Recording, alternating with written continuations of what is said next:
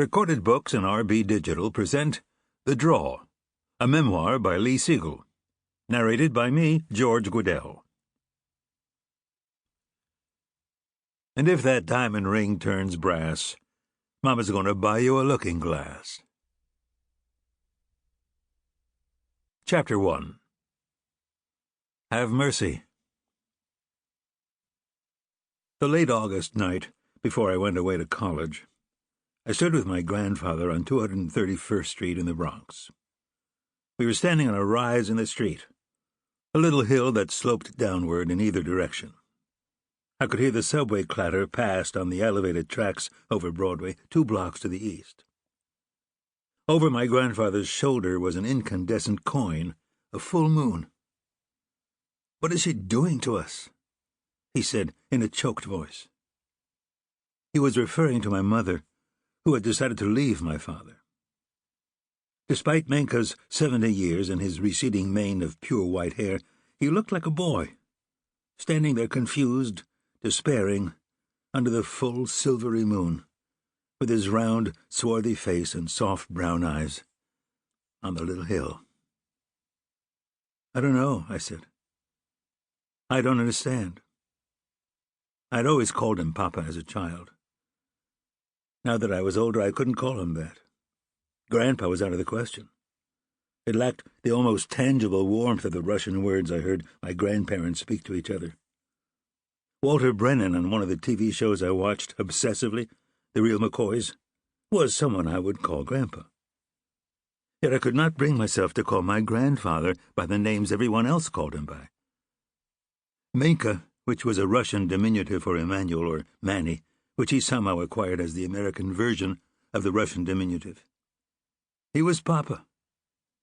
So for some time, I hadn't called him anything at all. Instead, I would smile at him, and he would smile at me. I buried my face in his chest. "Make a life for yourself," he said. Make a life for yourself. That was my grandfather's precious phrase. So was, you have to have something to fall back on. Born in Odessa, he had lost much of his family in the 1905 Odessa pogrom, when Cossacks got off their horses to stride through the seaside town and butcher Jewish men, women, and children in the street. My grandfather, who was barely a toddler then, never talked about the pogrom. I never knew whether his parents were killed or survived, or, if they did survive, what happened to them. He never spoke about his parents. 12 years later, he said, he made his way to Moscow with 2 older sisters and an older brother. I had met them once or twice when I was very young, Yeva, Nova, and Zema, all of them old, kind, and quiet as they caressed me with fingers that were long and old, with peels of dry white skin that felt rough against my face. The revolution had broken out. My grandfather covered that event with terse comedy. Someone handed him a rifle, he said. He shot a few bullets into the air. Then he made his way to a boat. There he met his sisters and brother, and all of them sailed to America.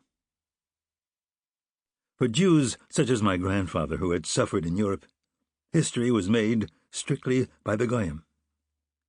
Like professional sports, history was not a Jewish field.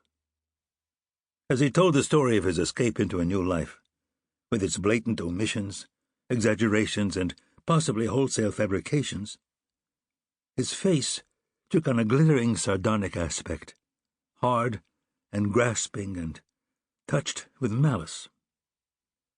You could not imagine that face wrinkling into tears unless you had worked out the equation between excessive feeling and paucity of empathy.